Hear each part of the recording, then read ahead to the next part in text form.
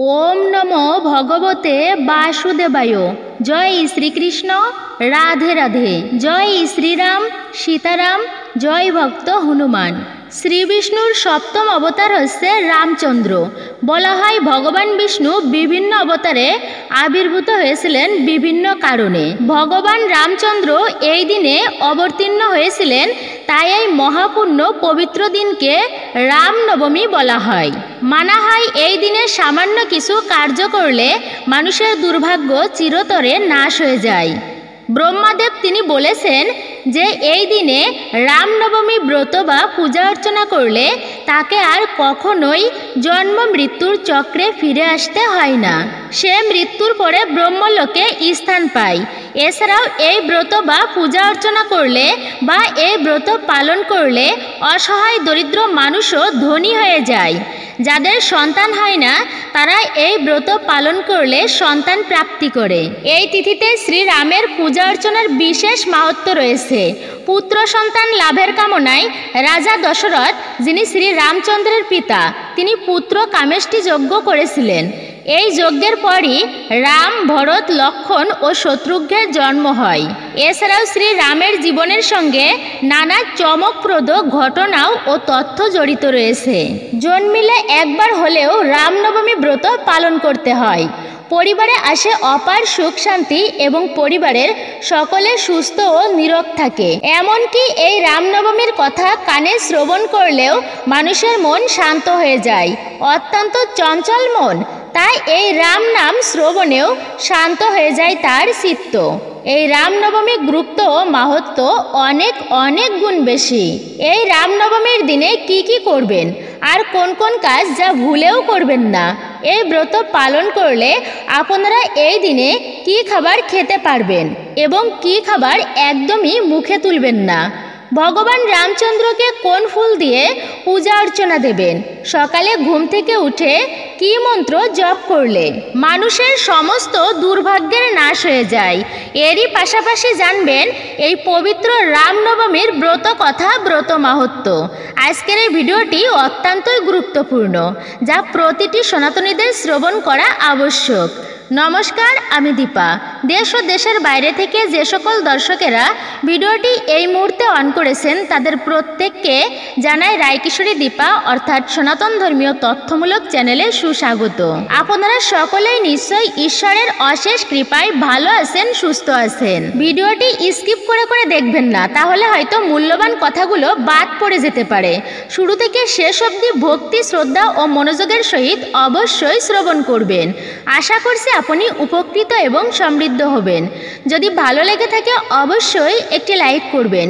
কমেন্টে ভক্তি, ভালোবাসা ও শ্রদ্ধার সহিত জয় শ্রী রামের জয়, জয় হনুমানের জয়, হর হর মহাদেব অথবা আপনার গুরুদেবের নামটি একটি বারের জন্য হলেও লিখে জানাবার জন্য অনুরোধ রইল।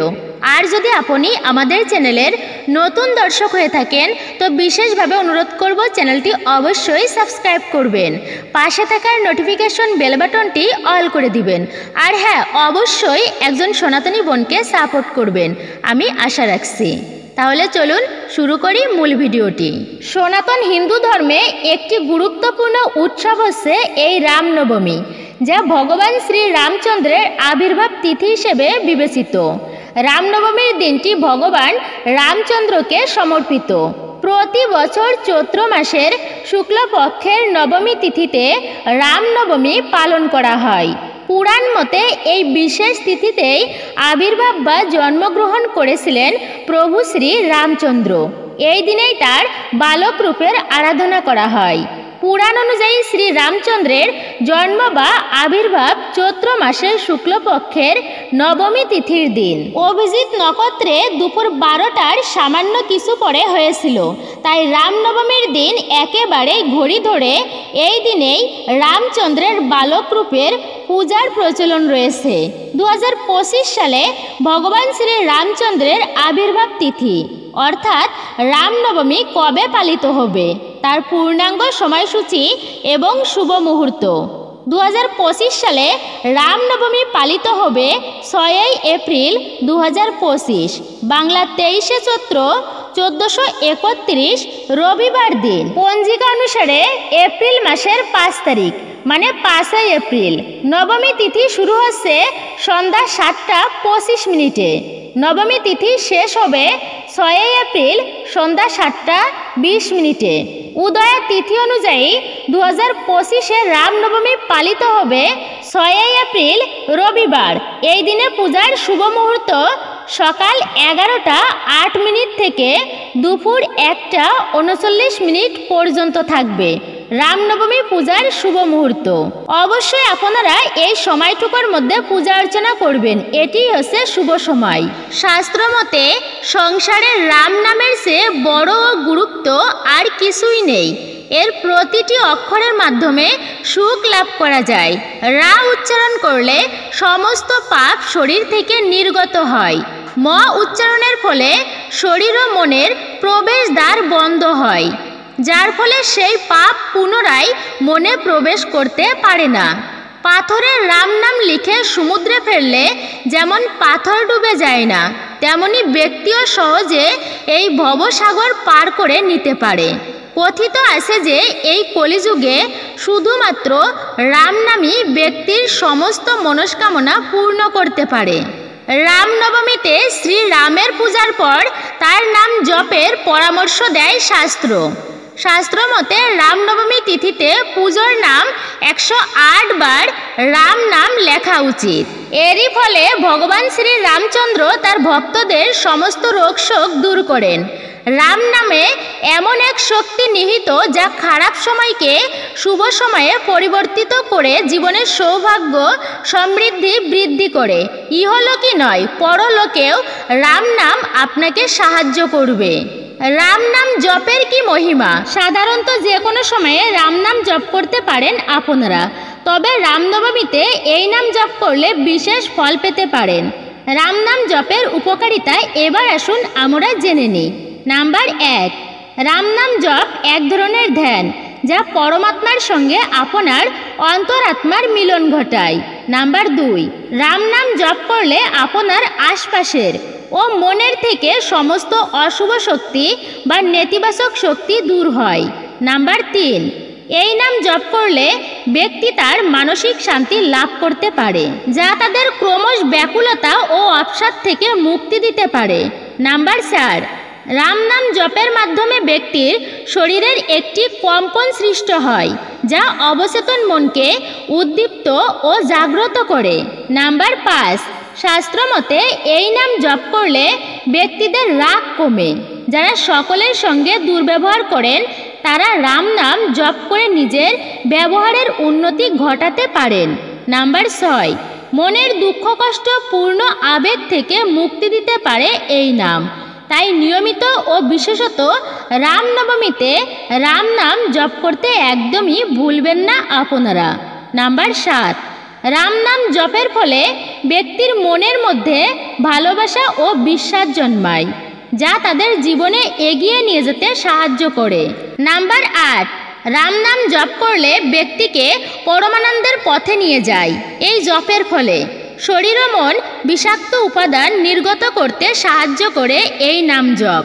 নাম্বার 9, রামভক্ত বজরংবলী জানিয়েছিলেন যে শুধুমাত্র রাম নাম জপের মাধ্যমেই তার মধ্যে অপার শক্তির সঞ্চার হয়। নাম্বার 10, পাপ মুক্তি ও আত্মার শুদ্ধির জন্য রাম নাম জপ করতে পারেন আপনারা। প্রথমত, যেহেতু রামনবমী তিথি শুরু হয়ে গিয়েছে আর যেহেতু এটা নবমীর রাত্রি চলছে, তাই এই মহাযোগে যদি আপনারা সিঁদুরে এই সামান্য জিনিসটি মিশিয়ে দিতে পারেন আর এই রামনবমী চলাকালীন বাড়িতে সামান্য এই পাতাটি যদি আপনারা পুড়িয়ে দেন, তবে নতুন বছরে আপনাদের বাড়ি থেকে ঝগড়া বিবাদ, অশান্তি, দুর্ভাগ্য, রোগ ব্যাধি এমন ধরনের নানান রকম সমস্যা থেকে আপনারা প্রভু শ্রী রামচন্দ্রের কৃপায় রেহাই পাবেন। আর এরই ফলে নতুন বছরে আপনাদের আর্থিক ভাগ্য তো ফিরবেই এবং আপনাদের কাজে সফলতা আসবে, গৃহে সুখ শান্তি বজায় থাকবে আপনাদের। তাই এই রামনবমী পূজার যে শুভ সময়টা আমি বলেছি, এই সময়ের মধ্যে আপনারা বাড়িতে ভগবান শ্রী রামচন্দ্রের পূজা অর্চনা অবশ্যই করবেন। তবে এই দিনে যারা ব্রত পালন করছেন তাদের সারাদিনেই ব্রত পালন হবে এবং পরের দিনে আপনারা এই রামনবমী তিথি সমাপ্ত হয়ে যাবার পর স্নান করে নেবেন। ভগবান শ্রীরাম বা লক্ষ্মীনারায়ণ অথবা রাধা গোবিন্দের পূজা অর্চনা করে তবেই কিন্তু এই ব্রত পালন করবেন এবং ব্রত এইভাবে ভঙ্গ করবেন।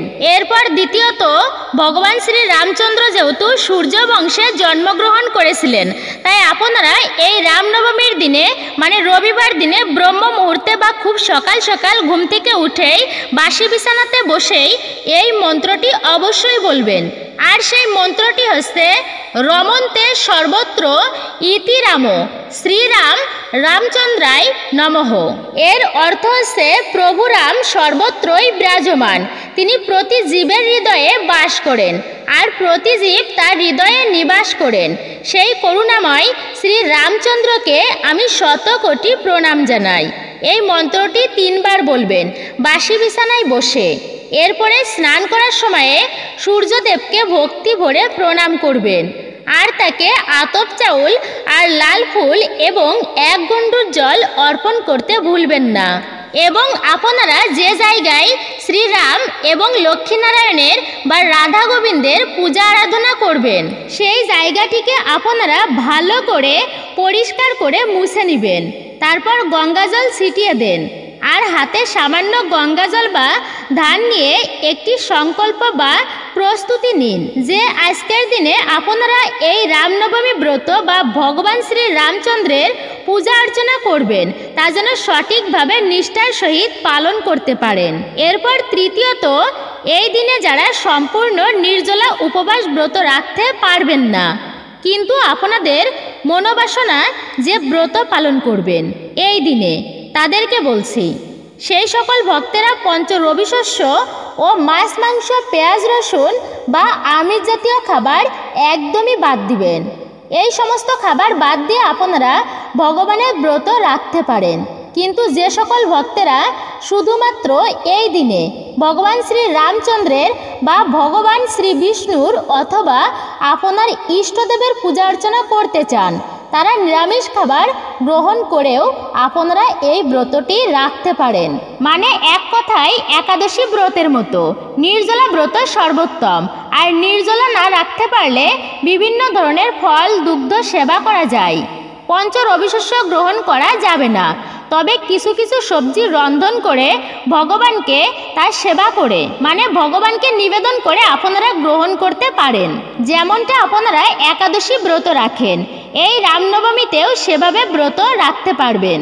আমি আবারও বলছি, নির্জলা ব্রতই হচ্ছে সর্বোত্তম ব্রত, এর উপর কোনো ব্রত নেই।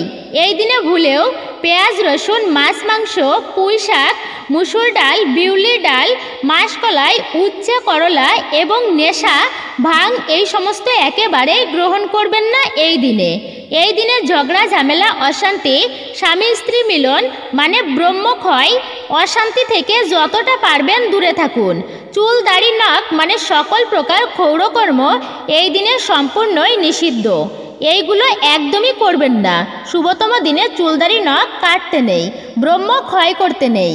এরপর চতুর্থ, এই দিনে ভগবানের পূজা অর্চনায় আপনারা হলুদ রঙের ফুল সাদা রঙের ফুল তুলসী পত্র তুলসী মঞ্জুরি এবং একটি পদ্ম ফুল সম্ভব হলে এই পবিত্র দিনে ভগবানকে অবশ্যই অর্পণ করবেন। এছাড়া এই দিনে ভগবানকে হলুদ ফুল হলুদ মিষ্টি এবং প্রভু নারায়ণকে পায়েস ক্ষীর পারলে অবশ্যই নিবেদন করুন এই পবিত্র পুণ্য দিনে। আর প্রতিটা ভোগে যেন তুলসী পত্র থাকে।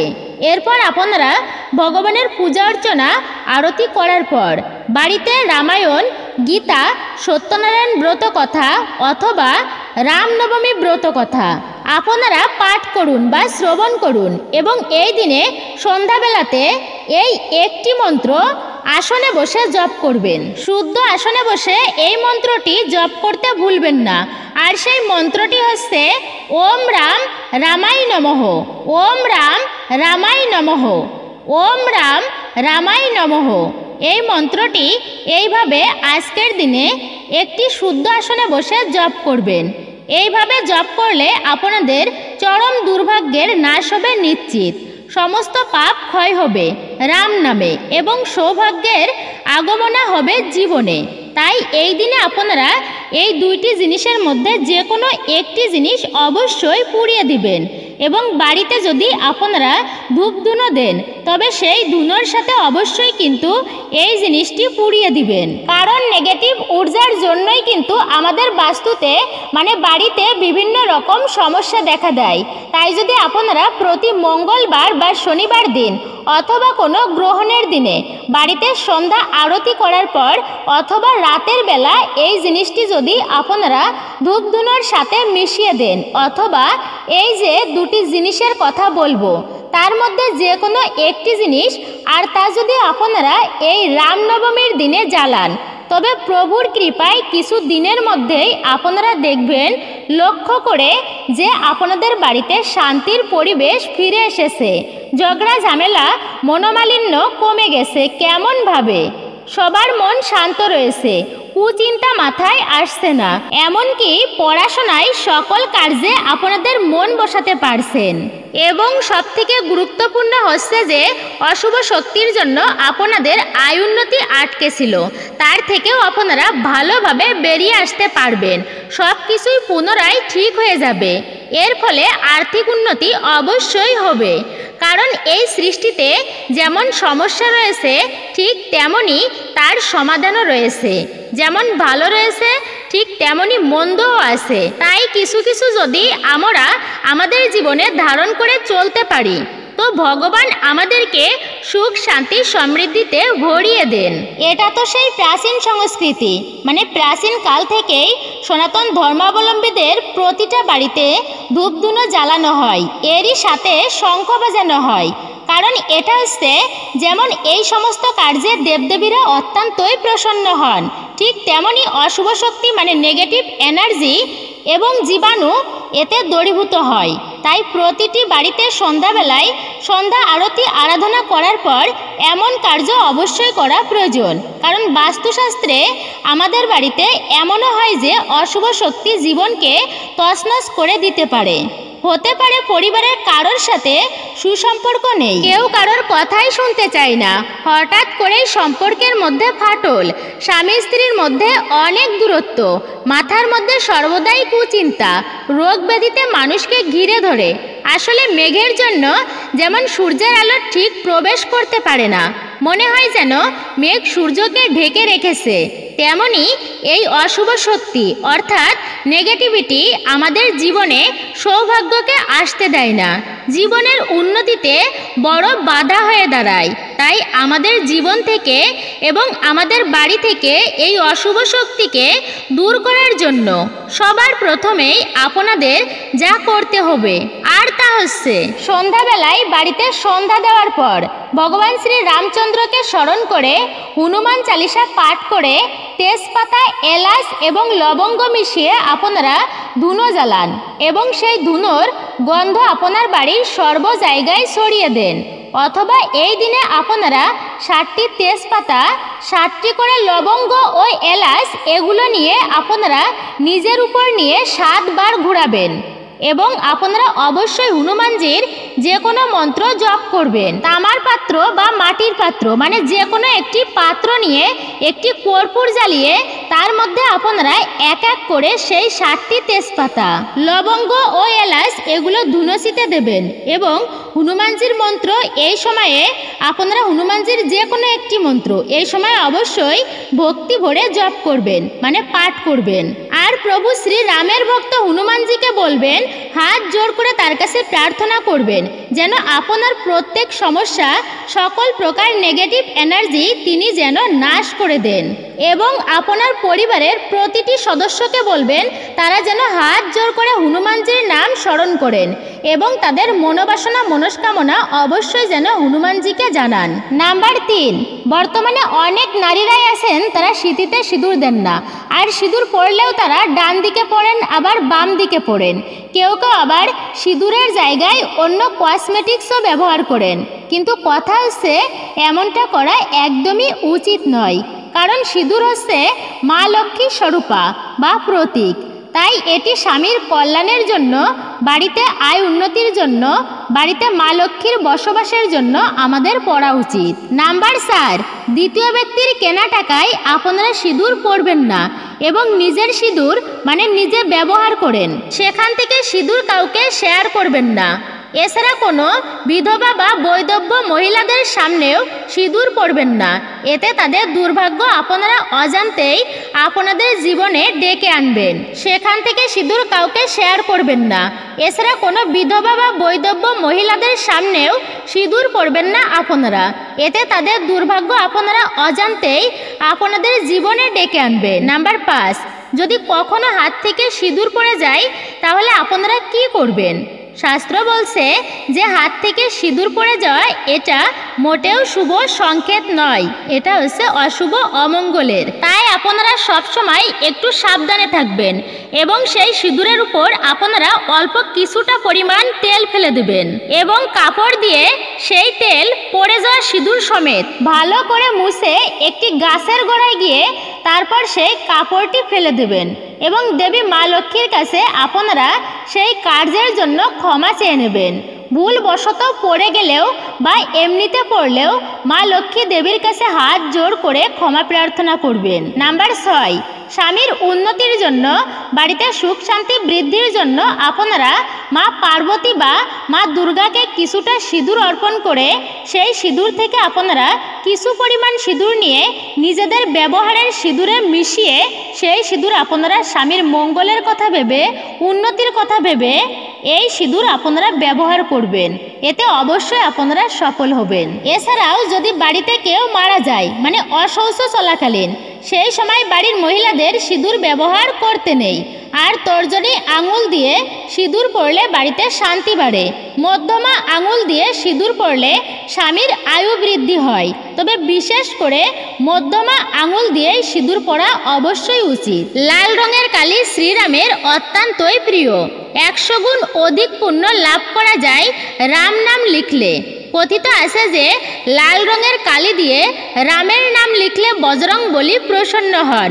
এছাড়াও শনি, রাহু ও কেতুর মতো অশুভ গ্রহের প্রকোপ থেকে মুক্তি পাওয়া যায়। এছাড়াও মন একাগ্র হয় ও স্মরণ শক্তি বৃদ্ধি পায়। এবার আসুন এই পুণ্য পবিত্র দিনে আর কিছুক্ষণ সময় ধৈর্য ধরে অবশ্যই ভিডিওটি সম্পূর্ণ শ্রবণ করুন, এতে আপনারাই উপকৃত হবেন, কারণ শ্রবণেও মঙ্গল সাধিত হয়। একদিন দেবর্ষি নারদ মুনি প্রজাপতি ব্রহ্মার কাছে গিয়ে বললেন, পিতা, রাম নামের মাহাত্ম্য কি? ব্রহ্মা বললেন, পুত্র, লঙ্কার যুদ্ধে একবার রাম নাম অবহেলা ভরে স্মরণ মাত্রই রাক্ষসেরা দেহান্তে দিব্য শরীর প্রাপ্ত করে মোক্ষ লাভ করেছে, ইহা তুমি দেখেছো। এরপরেও এই প্রশ্ন কেন করছো পুত্র? রাম নাম তারক ব্রহ্ম নাম, অবহেলা ভরে নিলেও এই নাম মোক্ষ প্রদান করে। এমনকি অবহেলা করেও এই নাম কর্ণগোচর হলে মুক্তি লাভ হয়, সকল পাপ নাশ হয়। এই নামের মহিমা চতুর্মুখে আমি কি বলবো, পঞ্চমুখে দেবাদিদেব বলিতেও সমর্থ নন। এই নাম জপ করেই দস্যু রত্নাকর হয়েছেন মহর্ষি বাল্মীকি। নারদ বলল, পিতা, আমি রাম নামের সর্বোত্তম মহিমা দেখতে চাই, ইহা আমার দর্শনের ইচ্ছা। ব্রহ্মা বললেন, অবশ্যই পুত্র, আমি একটি ঘটনার সৃষ্টি করছি, যার দ্বারা রাম নামের মহিমা তুমি দেখতে পাবে। ত্রিলোক আশ্চর্য হবে এই নামের মহিমা দেখে ও শ্রবণ করে। এই ঘটনার পর সৃষ্টিকর্তা ব্রহ্মা তার লীলা আরম্ভ করলেন। একদিনের কথা, মহারাজ শ্রী রামচন্দ্র রাজসভায় বসে আছেন। সেখানে উপস্থিত ছিলেন ব্রহ্মর্ষি বিশ্বামিত্র। রাজা শ্রী রামচন্দ্র গুরুদেবের চরণ পূজা করে তিনি আসন দিলেন। রাজসভায় নানা বিষয় আলোচনা হচ্ছিল। হঠাৎ সেখানে আসলেন কাশীরাজ সুকান্ত। সুকান্ত এসে মিত্র শ্রী রামকে প্রণাম ও অভিবাদন জানিয়ে জানালেন কাশীতে তিনি এক যজ্ঞের আয়োজন করেছেন, সেখানে উপস্থিত থাকতে। এই বলে তিনি শ্রী রামচন্দ্র সহ সকলকে আমন্ত্রণ করে চলে গেলেন। রাজা সুকান্ত এসে একবারও বিশ্বামিত্রকে প্রণাম জানাননি, বিশ্বামিত্রের দিকে তাকাননি। এতে ভীষণ ক্রুদ্ধ হলেন মহর্ষি বিশ্বামিত্র। তিনি বললেন, দেখো শ্রীরাম, তোমার মিত্রর বুদ্ধিখানা একবার দেখো। সে এসে একবারও আমাকে প্রণাম পর্যন্ত করল না। এতে আমার চরম অপমান হয়েছে। এই অপমান আমি সহ্য করব না। সকলের মুখ ভয়ে শুকিয়ে গেল। ভাবলেন রাজা হরিশ্চন্দ্রের মতো শ্রী রামচন্দ্রের কাছেও তিনি আবার সমগ্র অযোধ্যা না চেয়ে বসেন। শ্রীরাম বললেন, গুরুদেব আপনি শান্ত হন, আমার মিত্রের পক্ষ থেকে আমি ক্ষমা চাইছি আপনার কাছে। ব্রহ্মর্ষি বললেন, এই অপমান কদাপি সহ্য হবার নয় শ্রীরাম, আমি রাজা সুকান্তের দণ্ড দিতে তোমাকে আদেশ করছি। কাল সূর্যাস্তের আগে যেন সুকান্তের মস্তক আমার চরণে থাকে, এই তোমার গুরুর আদেশ। আর গুরুর আদেশ পালন করা প্রতিটা শিষ্যের কর্তব্য। শ্রীরাম বললেন, তাই হবে গুরুদেব। কাল সূর্যদেব অস্তাচলে যাবার আগেই সুকান্তের মস্তক আপনার চরণে থাকবে। নারদমুনি এই সকল দেখে প্রজাপতি ব্রহ্মাকে বললেন, পিতা, এ আপনি কেমন লীলা রচনা করলেন? এতে যে এখন রাজা সুকান্তের প্রাণ যাবে। ব্রহ্মা বললেন, না পুত্র, রাজা সুকান্তের অন্তিম সময় এখনো আসেনি। তুমি রাজা সুকান্তকে গিয়ে সাবধান থাকতে বলো, আর তাকে বলো হনুমানের মাতা অঞ্জনা দেবীর নিকট সুরক্ষার প্রার্থনা করতে। তারপর দেখো কি হয়। নারদ মুনি সেই মতো এসে রাজা সুকান্তকে সব বললেন। রাজা সুকান্ত শুনে ভয়ে কাঁপতে কাঁপতে নারদ মুনি বললেন, শীঘ্রই হনুমানের মাতার নিকট গিয়ে তুমি আশ্রয় নাও, তাহার কাছে নিরাপত্তা প্রার্থনা করো, অন্যথায় শ্রীরামের বাণে তোমার মস্তক ছেদ হবে। রামচন্দ্র সূর্যাস্তের আগেই তোমার মস্তক ছেদন করবে। রাজা সুকান্ত তখন হনুমানের রাজ্যে গেলেন। সে সময় অঞ্জনা দেবী শিব পূজা করছেন। রাজা সুকান্ত নতজানু হয়ে অঞ্জনা দেবীকে প্রণাম করে বললেন, মা, আমি আপনার সন্তান, কৃপা করে আমার প্রাণ রক্ষা করুন। অঞ্জনা দেবী বললেন, কে তুমি বাছা? কেন তোমার মৃত্যু ভয়?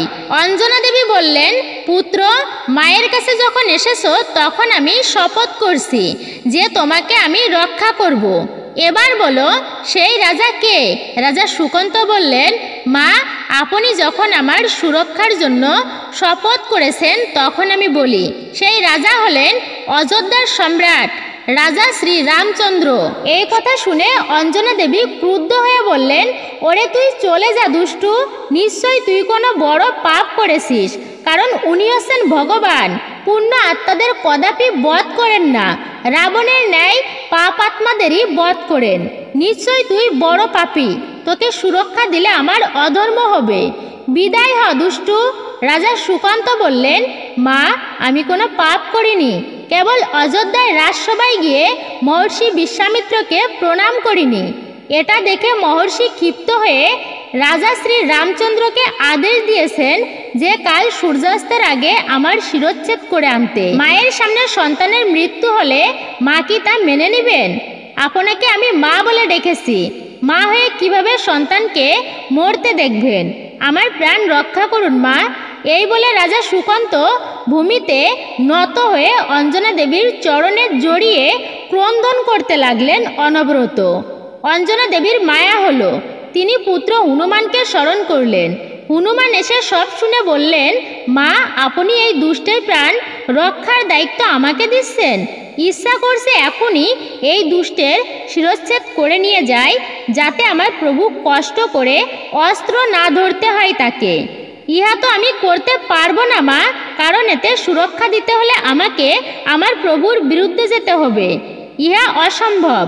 তারপর হনুমান রাজা সুকান্তকে বললেন, রাজা সুকান্ত, শ্রীরামের বাণ থেকে কেউ মুক্তি পায় না, তাই তুমি বৃথা বাঁচবার জন্য চেষ্টা করো না, এই দণ্ড স্বীকার করে নাও। মাতা অঞ্জনা বললেন, পুত্র মারুতি, রাজা সুকান্ত আমাকে মা বলে ডেকেছে, আর তুমি হচ্ছ তাহারই ভক্ত, তাহার নাই মাতৃ আজ্ঞা পালন করো পুত্র। রাজা সুকান্তের প্রাণ রক্ষা করো এবার। হনুমান তখন রাজা সুকান্তকে বললেন, যখন প্রভু রামচন্দ্রের বাণ তোমার দিকে তেড়ে আসবে তখন তুমি প্রভুর রাম নাম উচ্চারণ করবে অনবরত। এতেও যদি প্রভুর রামচন্দ্রের বাণ থেমে না যায় তাহলে তুমি শ্রীরাম, সীতা এবং ভক্ত হনুমানের নামটা জপ করবে একসাথে। জয় শ্রীরাম, জয় শ্রী সীতারাম, জয় ভক্ত হনুমান। এই ছিল আমাদের আজকের ভিডিওটি আপনার কাছে কেমন লাগলো তা কমেন্ট করে নিশ্চয়ই আপনার মতামত জানাবেন। যদি ভালো লেগে থাকে অবশ্যই একটি লাইক করবেন। কমেন্টে ভক্তি, ভালোবাসা ও শ্রদ্ধার সহিত জয় শ্রীরাম, জয় শ্রীকৃষ্ণের জয়, জয় সীতারাম, জয় ভক্ত হনুমান অথবা আপনার গুরুদেবের নামটি একটি বারের জন্য হলেও লিখে জানাবার জন্য অনুরোধ রইল। চ্যানেলে নতুন হলে অবশ্যই চ্যানেলটি সাবস্ক্রাইব করবেন, পাশে থাকার নোটিফিকেশন বেল বাটনটি অল করে দিবেন। সকলে ভালো থাকুন, সুস্থ থাকুন, পরম করুণাময় ঈশ্বরের অশেষ কৃপায়।